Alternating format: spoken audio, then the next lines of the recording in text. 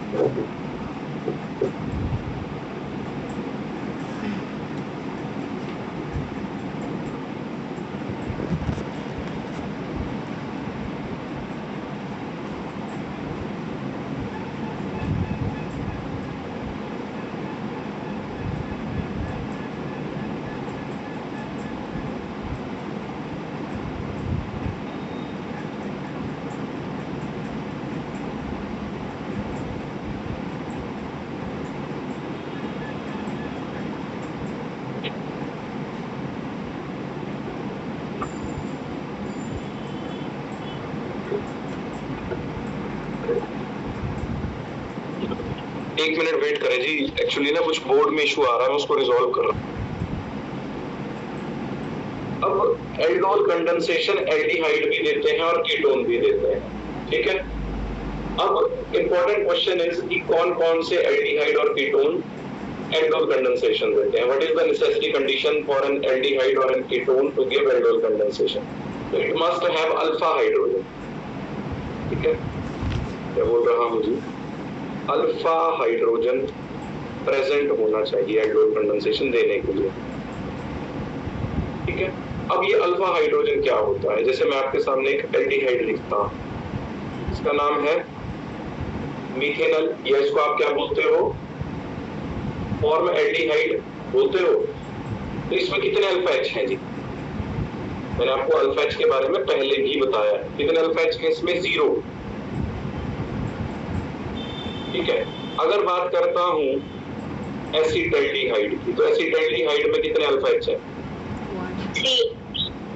3। देखो ये जो फंक्शनल ग्रुप वाला कार्बन है इससे जो नेक्स्ट कार्बन होता है वो अल्फा कार्बन होता है, और अल्फा कार्बन के ऊपर जो हाइड्रोजन्स लगे होते हैं उसको क्या बोलता हूं, अल्फा हाइड्रोजन्स।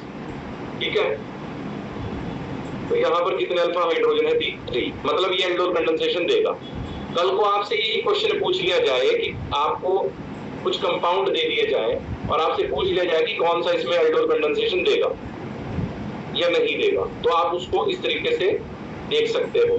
फॉर एग्जांपल जैसे मेरे पास एक और कंपाउंड है बेंज़ेल्डिहाइड, तो बताएं बेंज़ेल्डिहाइड क्या एल्डोल कंडेंसेशन देगा या नहीं देगा?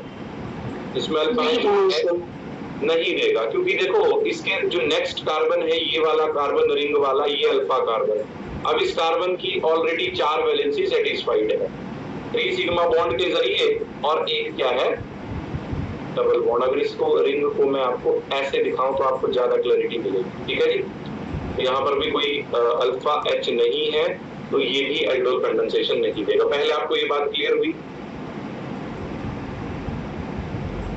Yes yes. जैसे जितने भी फंक्शनल ग्रुप होते हैं तो उनको उससे नेक्स्ट वाले को ऑलवेज ऑर्गेनिक में ऑलवेज अल्फा उसी को मानते हैं जी। देखो ना, जो फंक्शनल ग्रुप या कोई फंक्शनल ग्रुप हो या सब्स्टिट्यूएंट हो, जो उससे नेक्स्ट कार्बन होगा वो अल्फा होगा। अब मान लिया कि जैसे मैं कीटोन यहाँ पर लिख रहा CH3C डबल बॉन्ड OCH3, तो ये फंक्शनल ग्रुप वाला कार्बन है, इससे नेक्स्ट इस साइड को भी अल्फा है, इस साइड को भी अल्फा है, तो 3 अल्फा H यहाँ है और 3 ही अल्फा H यहाँ। समझ गए जी बात को? ओके, अब देखो इस रिएक्शन में होता क्या है वो आपको बताता। देखो मैंने जैसे 2 मॉलिक्यूल ले लिए एसिटाल्डिहाइड के, ये एक मॉलिक्यूल ले लिया, ये दूसरा मॉलिक्यूल ले लिया। सबसे पहले यहां पर मैं डाइल्यूट NaOH के साथ रिएक्शन करवाता हूं। इसके साथ डाइल्यूट NaOH के। अब ये बेस है, अब यहां पर ये बेस क्या करेगा, इस बेस में OH नेगेटिव आयन प्रेजेंट होगा, आपको पता है। ठीक है, अब बेस किसकी एब्स्ट्रैक्शन करेगा, अल्फा हाइड्रोजन की एब्स्ट्रैक्शन करेगा। तो हमारे पास पॉसिबिलिटी अल्फा हाइड्रोजन की कहाँ है, ये भी इक्विवेलेंट है, ये भी इक्विवेलेंट है ना। तो मान लिया कि एक एसिटाल्डिहाइड के मॉलिक्यूल से इसने क्या कर लिया, H पॉजिटिव को एब्स्ट्रैक्ट कर दिया। तो जब ये H पॉजिटिव को एब्स्ट्रैक्ट कर लेगा तो ये कैसा दिखाई देगा आपको, तो ये आपको कुछ इस तरीके से दिखाई देगा कि CH2 negative T double bond O और H दिखाई देगा कि नहीं? यस और नो? H पॉजिटिव यहां से निकाल दो। अब ये क्या करेगा, ये जो दूसरा आपके पास एल्डिहाइड का मॉलिक्यूल है, यहाँ पर आपको पता है पोलैरिटी है पार्शियल पॉजिटिव पार्शियल नेगेटिव, तो this will attack over here. अब ये इलेक्ट्रॉन ऐसे माइग्रेट कर जाएंगे, तो यहाँ पर क्या देखने को मिलेगा, ध्यान से देखना, यहाँ से लिख रहा हूँ CH3CO नेगेटिव, एक H इसके साथ जुड़ा है और बाकी ये सारा इसके साथ ऐसा जोड़ दूंगा CH2 T double bond O और H। अब जो इस बेस ने वो प्रोटॉन एब्स्ट्रैक्ट किया था H पॉजिटिव, उसको लास्ट में यहाँ पे आके जोड़ दूंगा। ठीक है, तो ये क्या बना, this is aldol. Why this is aldol? क्योंकि इसमें अगर आप ध्यान से देखोगे तो एल्डिहाइडिक ग्रुप भी है और अल्कोहलिक ग्रुप भी है। एल्ड फॉर एल्डिहाइड, ओल फॉर दिस OH ग्रुप। ठीक है, तो समझे आप एल्डोल कैसे बनाया मैंने? Yes or no? Please reply. Sir एक बार प्लीज रिपीट कर दीजिए। ओके जी, देखो 2 एल्डिहाइड के मॉलिक्यूल थे मेरे पास इस तरह से, पहला मॉलिक्यूल है, ये दूसरा मॉलिक्यूल है। अब इतना तो आपको सबको दिखाई दे रहा है कि दोनों मॉलिक्यूल्स क्या हैं, इक्विवेलेंट हैं, एक जैसे हैं। तो जब मैं इसका रिएक्शन बेस के साथ करूंगा तो बेस कहीं से भी अल्फा हाइड्रोजन की एब्स्ट्रैक्शन कर ले, है ना। तो मान लिया कि बेस ने अगर अल्फा हाइड्रोजन की एब्स्ट्रैक्शन कर ली, चाहे इस मॉलिक्यूल से कर लो चाहे इस मॉलिक्यूल से कर लो, प्रोडक्ट तो सेम बनने वाला है ना। तो मान लिया कि इस मॉलिक्यूल से अल्फा हाइड्रोजन की इसने एब्स्ट्रैक्शन कर ली, देखो कैसे होगी वो भी आपको थोड़ा बता देता हूँ। इस H ने अपने इलेक्ट्रॉन यहाँ दे दिए, ठीक है, और इस H को इस बेस ने क्या कर दिया, H पॉजिटिव की फॉर्म में यहाँ से बाहर कर दिया, ठीक है। अब ध्यान से देखना, तो यहाँ पर क्या बन गया जी, यहाँ पर बन गया आपके पास CH2 negative, C double bond O और H बना कि नहीं यहाँ से। अब जो नेक्स्ट दूसरा एल्डिहाइड वाला मॉलिक्यूल होगा उसमें आपको पता है कि जो कार्बोनाइल ग्रुप प्रेजेंट है उसमें पोलैरिटी है, इसमें पार्शियल नेगेटिव है और इस पे पार्शियल पॉजिटिव है और इस पे पार्शियल नेगेटिव है, तो ये नेगेटिव वाला यहाँ अटैक कर देगा। तो जब ये यहाँ पे जुड़ने की कोशिश करेगा तो ये ऑक्सीजन अपने इलेक्ट्रॉन, मतलब जो कार्बन ऑक्सीजन के इलेक्ट्रॉन होंगे वो ऑक्सीजन की तरफ को माइग्रेट हो जाएंगे, इस वजह से क्या देखने को मिलेगा जी, इस वजह से देखने को मिलेगा, यहाँ से लिख रहा हूँ देखना, CH3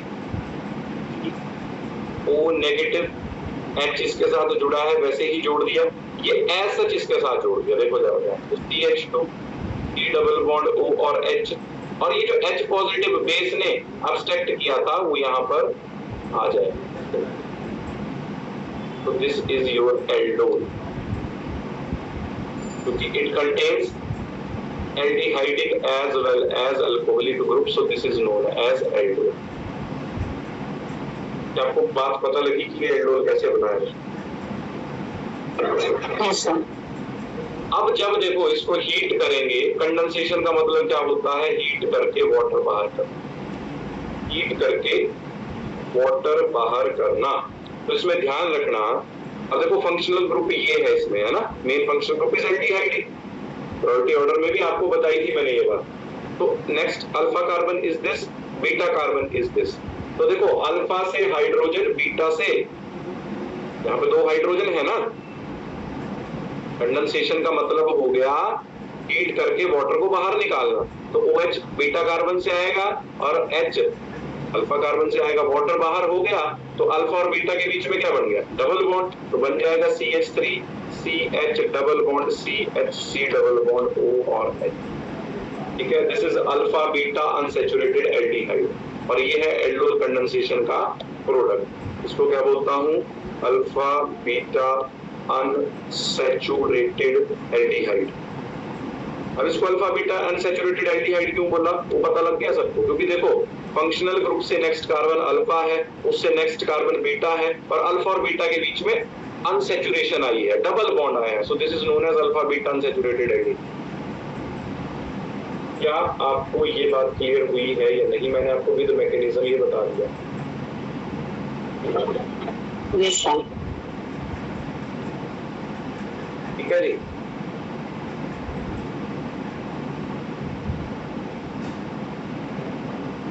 क्लियर है आपको? Yes। अब देखो ये सारा मैं ना आपको 1 मिनट में भी बता सकता था, ठीक है। अब देखो मैं वो आपको 1 मिनट में भी बता देता हूँ। मान लिया कि 2 कीटोन के मॉलिक्यूल हैं, उनमें आपने एल्डोल कंडेंसेशन करवानी है, एक मॉलिक्यूल ये है, एक मॉलिक्यूल ये है, तो मैं आपको डायरेक्ट प्रोडक्ट बनाना सिखा रहा हूँ, ठीक है जी। तो देखो लिखने का तरीका मैं इसको कैसे लिख रहा हूँ, मैं इसको इस तरीके से लिख रहा हूँ, C डबल बॉन्ड O इस फर्स्ट मॉलिक्यूल पे CH3 लिख दिया जी। नेक्स्ट मॉलिक्यूल को मैं कैसे लिख रहा हूँ जरा ध्यान से देखना, CH H और H, इस CH3 को मैंने ऐसे लिख दिया, आगे क्या है C डबल बॉन्ड O है, आगे क्या है CH3 है, लिख दिया जी ऐसे, बोलो। अब जब दोनों स्टेप में एक साथ ही करवा दूंगा, देखना जरा। पहला डाइल्यूट NaOH के साथ, उसके बाद हीट करके क्या करवाई थी, कंडेंसेशन करवाई थी। अब देखो वाटर बाहर करेंगे, वाटर बाहर हो गया, बाकी जो बचा वो आपका प्रोडक्ट होगा क्या, C, एक CH3 ये लगा है इसके साथ, दूसरा ये लगा है, डबल बॉन्ड CH यहाँ से लिख रहा हूँ, double bond CH C double bond O CH3 product. क्या आपको ये बात क्लियर हुई? क्या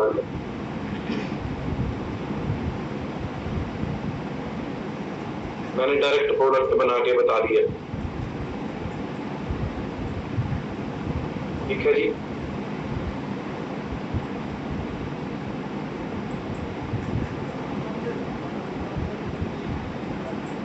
क्या आपको ये बात क्लियर हुई है या नहीं? देखो ये इतनी आसान रिएक्शन नहीं है जितनी आपको लग रही है। This is a typical reaction, ठीक है, बट मैंने आपको बेसिक इसका बता दिया, मैकेनिज्म इसका बता दिया, कंडीशन इसमें बता दी कि कौन कौन से एल्डिहाइड कीटोन एल्डोल कंडेंसेशन दे सकते हैं जिसमें अल्फा हाइड्रोजन होता है।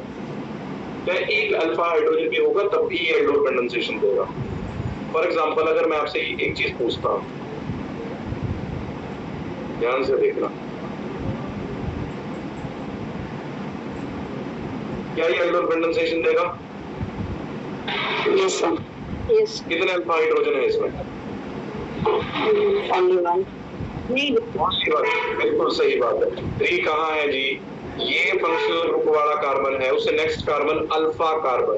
इस कार्बन से डायरेक्टली कितने हाइड्रोजन जुड़े हैं? एक ही। ये तो अल्फा थोड़ी, ये तो बीटा कार्बन हो गया, समझ गए ना? तो अल्फा हाइड्रोजन केवल और केवल एक है।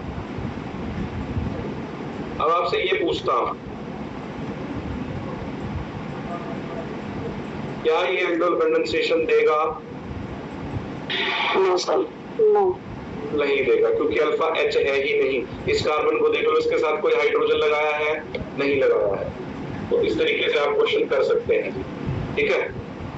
मैंने आपको सब कुछ इसके बारे में बता दिया। नेक्स्ट टॉपिक है हमारा अब कैनिज़ारो रिएक्शन, बहुत इंपॉर्टेंट है ये। अब देखो, एल्डोल कंडेंसेशन उन एल्डिहाइड या कीटोन ने दिया जिनके पास अल्फा H था, और जिनके पास अल्फा H नहीं है, एल्डिहाइड विदाउट अल्फा हाइड्रोजन, कौन सा टेस्ट देते हैं? कैनिज़ारो रिएक्शन देते हैं ना। देखो इस रिएक्शन में होता क्या है कि मैं कोई ऐसी एल्डिहाइड ले रहा हूं जिसके पास अल्फा हाइड्रोजन नहीं है, विदाउट अल्फा हाइड्रोजन। तो होगा क्या कि जब मैं उस एल्डिहाइड का रिएक्शन कंसंट्रेटेड एल्केली के साथ करूंगा, बेस के साथ करूंगा, हीट करूंगा उसको, तो यहां पर 2 प्रोडक्ट बनते हैं। यहां पर 2 प्रोडक्ट बनते हैं, एक ऑक्सीडेशन होती है, एक रिडक्शन होती है। तो एल्डिहाइड की रिडक्शन करवाने पे क्या बनता है? बताओ जी, मैंने आपको बहुत बार ये बता दिया बात। एल्डिहाइड की रिडक्शन करवाने पर क्या बनता है? अल्कोहल बनता है। और ऑक्सीडेशन करवाने पे क्या बनता है? कार्बोक्सिलिक एसिड बनता है। तो यहाँ पर 2 चीजें देखने को मिलेंगी, एक अल्कोहल और एक salt of carboxylic acid. Example के साथ बताता हूँ। अब देखो, आज मैंने आपको 2 एल्डिहाइड स्टार्टिंग में ऐसी बताई थी। एक बताई थी कौन सी? HC+O और बताई थी जी। इसमें अल्फा H है या नहीं? नहीं, नहीं है। तो इसमें 2 मॉलिक्यूल ले लिए, ठीक है, और उसका रिएक्शन करा दिया मैंने कंसंट्रेटेड KOH के साथ, पैरेलली इसको हीट भी किया। तो एक इसका ऑक्सीडाइज्ड प्रोडक्ट बनेगा कि रिड्यूस्ड प्रोडक्ट बनेगा? तो रिड्यूस्ड प्रोडक्ट इसका अल्कोहल बनेगा। तो एक कार्बन वाला अल्कोहल कौन सा होता है? Methanol, CH3OH। तो एक अल्कोहल बन गया ये, और दूसरा बनेगा सॉल्ट ऑफ कार्बोक्सिलिक एसिड। अब सॉल्ट कौन सा सॉल्ट बनेगा? जो बेस लिया होगा। जैसे KOH लिया तो पोटाशियम सॉल्ट बनेगा, अगर NaOH लिया होता तो सोडियम सॉल्ट बनता है ना। तो potassium salt of carboxylic acid बन जाएगा साथ में। तो मैं इस तरीके से लिखूंगा HT_O नेगेटिव और A पॉजिटिव। इसको बोलूंगा पोटाशियम फॉर्मेट, जो कि क्या है? Salt of carboxylic acid. This is potassium format. Clear है आपको ये बात? यस। अब कुछ क्वेश्चन करवाऊं तो आंसर देंगे। देखो एक और भी इसमें एग्जांपल बता देता हूं। मान लिया कि बेंजाइलडिहाइड भी मैंने आपको बताया था ना, बेंजाइलडिहाइड में भी कोई अल्फा H नहीं है, तो वो भी कौन सा देगा? वो भी कैनिज़ारो देगा। 2 मॉलिक्यूल लिए, इसके साथ रिएक्शन कंसंट्रेटेड KOH के साथ। तो एक तो पहले अल्कोहल बनेगा, कौन सा? रिंग के ऊपर लग जाएगा CH2OH, जिसको बोलता हूं benzyl alcohol. This is benzyl alcohol along with potassium salt of, बाकी ये बन जाएगा साथ में, this is potassium benzoate.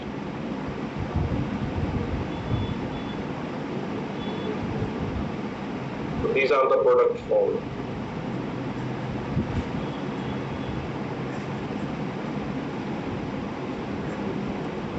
Clear है ये बात या नहीं?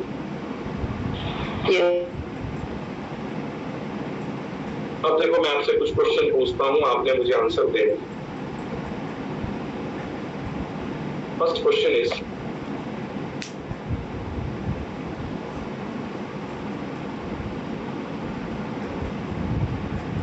Which of the following does not give Cannizzaro reaction? मैं आपको 4 ऑप्शन दे रहा हूं, आपने ये बताना कि 4 ऑप्शनों में से कौन सा Cannizzaro रिएक्शन नहीं देगा।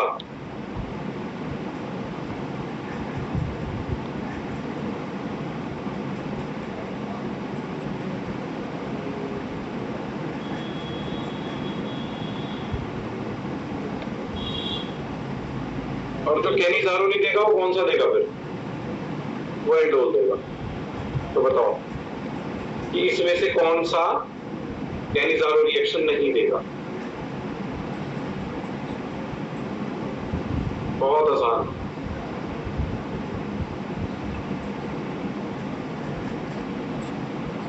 अभी सब कुछ बता गया है। मैं सिर्फ Cannizzaro जो है वो हमारे पास सेकंड, थर्ड और जो फोर्थ है ना, ये हमें देंगे फर्स्ट, बाकी रहेंगे एल्डोल, फर्स्ट वाला देगा Cannizzaro। फर्स्ट वाला Cannizzaro देगा? नहीं देगा सर, फर्स्ट वाला सेकंड देगा सर, Cannizzaro नहीं देगा। अल्फा एच पे, हाँ इसमें अल्फा है। तो जो फर्स्ट होगा वो एल्डोल देगा, बाकी सारे Cannizzaro देंगे, क्योंकि फर्स्ट में अल्फा एच है, जिसमें अल्फा एच है वो एल्डोल देता है, और बाकी तीनों में अगर आप देखोगे बी सी डी ऑप्शन में, तो यहाँ पर अल्फा हाइड्रोजन नहीं है, तो ये कौन सा रिएक्शन देंगे? Cannizzaro। ये रुकिए आपके पास। Yes sir. नेक्स्ट क्वेश्चन है, Cannizzaro reaction is not given by, फिर से देखना जी।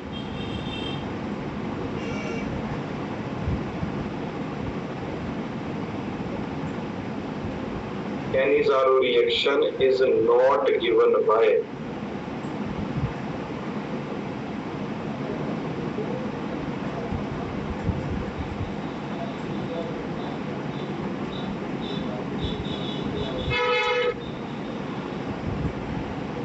बहुत आसान है, जल्दी से बता दो।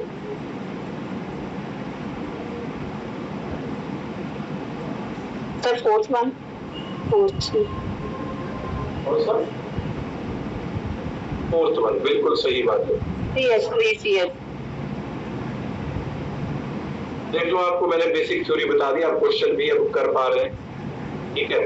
तो हमारा जो एल्डिहाइड और कीटोन वाला पोर्शन था वो यही खत्म होता है, ठीक है। अब हम स्टार्ट करेंगे कार्बोक्सिलिक एसिड के बारे में। यहाँ तक आपको क्लियर है? Yes clear. ओके, तो नेक्स्ट फिर हम इसमें स्टार्ट करते हैं।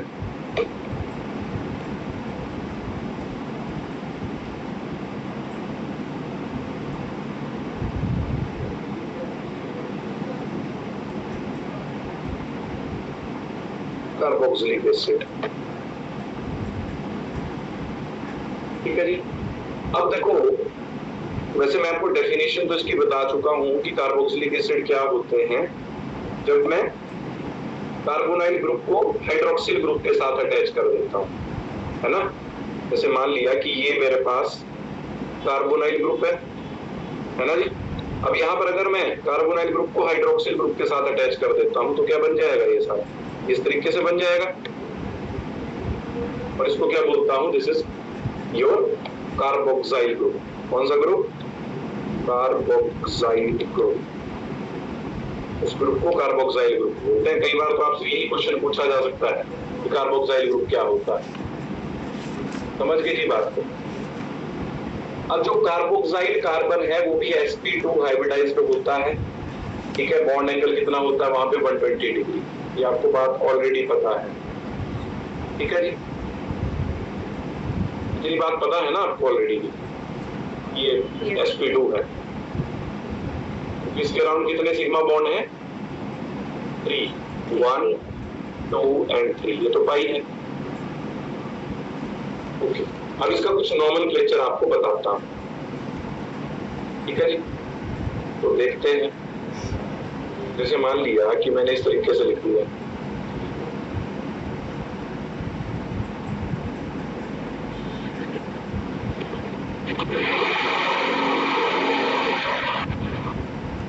क्या नाम होगा इसका, जल्दी से आप मेरे को बताएंगे।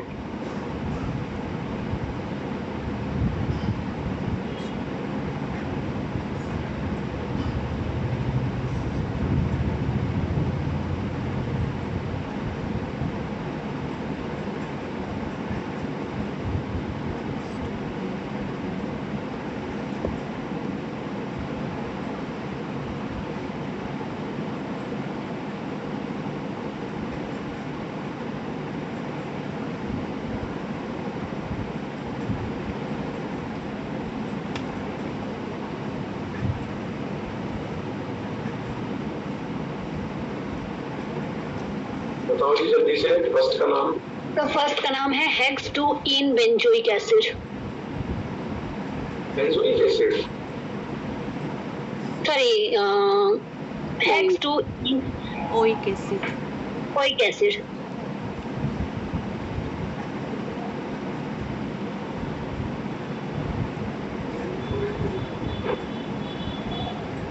फर्स्ट का नाम आ जाएगा जी हेक्स-2-इन ओइक एसिड, ठीक है। सेकंड का बताओ, सेकंड इज बेंजोइक एसिड, 2-हाइड्रोक्सी बेंजोइक एसिड। ठीक है। इसका आ जाएगा 2-हाइड्रोक्सी बेंजोइक एसिड। नेक्स्ट 3-मिथाइल बेंजोइक एसिड। बिल्कुल ठीक है जी, 3-मिथाइल बेंजोइक एसिड। अच्छा, मैंने आपको ना एक चीज और बताई थी, देखते हैं किसको याद है या किसको नहीं। अगर मैं 2 COH ग्रुप लगा लेता हूँ, उसको क्या बोलता हूँ? इथाइलिक एसिड। बिल्कुल इथाइलिक एसिड, मतलब आप याद रखते हैं चीजें। ओके, अच्छी बात है जी। ठीक है, नेक्स्ट है इसकी फिजिकल प्रॉपर्टीज।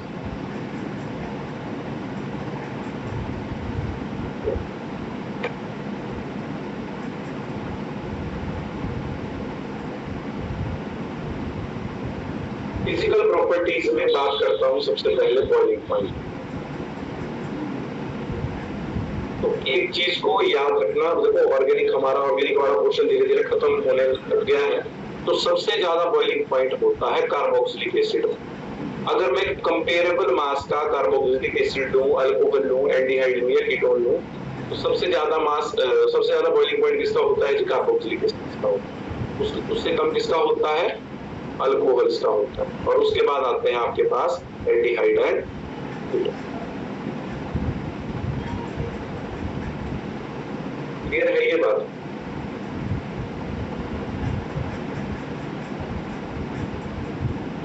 अब सबसे इंपॉर्टेंट क्वेश्चन ये आता है कि कार्बोक्सिलिक एसिड में जो बॉइलिंग पॉइंट होता है वो ज्यादा क्यों हो गया?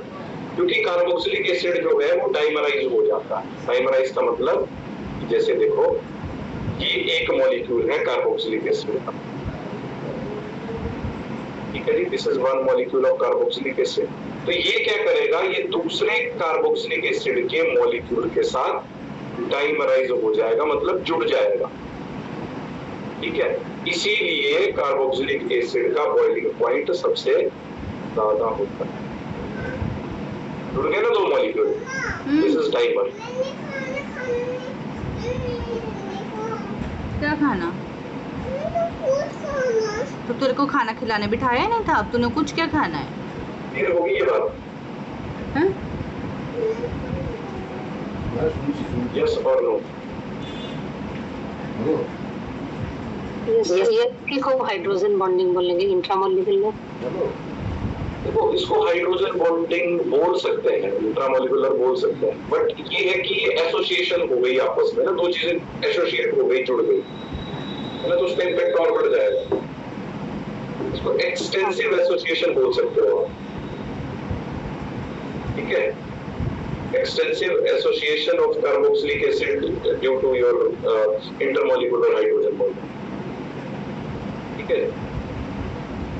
मतलब हाइड्रोजन बॉन्डिंग तो है ही है, बट हाइड्रोजन बॉन्डिंग के साथ साथ एक्सटेंसिव एसोसिएशन भी हो रही है, क्योंकि हाइड्रोजन बॉन्डिंग तो अल्कोहल में भी होती है, तो अल्कोहल पीछे क्यों चला गया, क्योंकि इसके दो मॉलिक्यूल आपस में भी जुड़ जाते हैं एक्सटेंसिव एसोसिएशन के जरिए, ठीक है।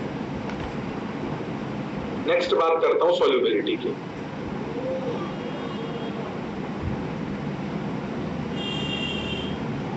तो अगर सॉल्युबिलिटी की बात करता हूं तो जो सिंपल एलिफेटिक कार्बोक्सिलिक एसिड होते हैं 4 कार्बन तक, वो वाटर में मिसिबल होते हैं।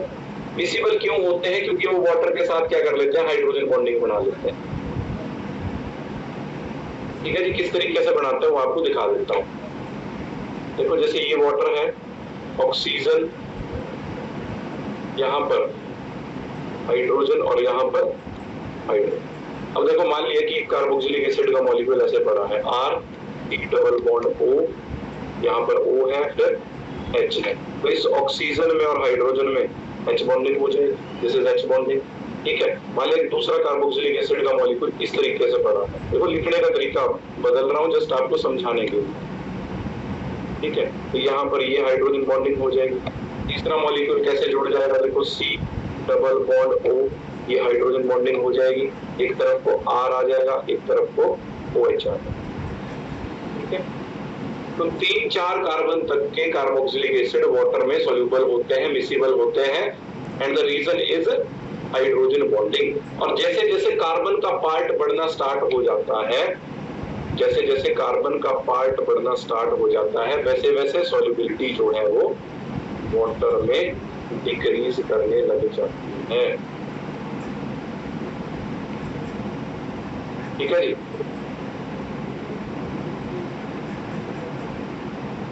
तो सबसे ज्यादा सॉल्युबिलिटी अगर आपसे को पूछ ले, ऐसे 3 मॉलिक्यूल देंगे तो जिसमें कार्बन चेन कम होगी उसकी सॉल्युबिलिटी वाटर में ज्यादा होगी, समझ गए जी बात। तो यस और नो? Yes sir. नेक्स्ट है इसमें फिर topic acidity of carboxylic acid. अब आपको पता है कि जो कार्बोक्सिलिक एसिड होते हैं वो क्या होते हैं, वो स्ट्रॉन्ग, मतलब एसिड की तरह वो बिहेव करते हैं। वो क्यों एसिड की तरह बिहेव करता है वो आपको बताता हूं। मान लिया कि ये मेरे पास कोई कार्बोक्सिलिक एसिड, ठीक है जी। जब मैंने इसको वाटर में डाल दिया तो ये कैसे टूट जाएगा, ये टूट जाएगा आपका R C double bond O negative plus आपका H3O पॉजिटिव, ठीक है। तो ये कौन सा आयन बना जी आपके पास, दिस इज कार्बोक्सिलेट आयन। कौन सा आयन है ये पहले भी बताया, कार्बोक्सिलेट आयन। अब कार्बोक्सिलेट आयन की स्टेबिलिटी जितनी ज्यादा होगी उतना ही एसिड स्ट्रॉन्ग होगा, है ना। An acid is more acidic when its conjugate base is more stable. Please इस लाइन को रिमेम्बर कर लेना, याद रख लेना। An acid is more acidic. An acid is more acidic when its conjugate base is more stable.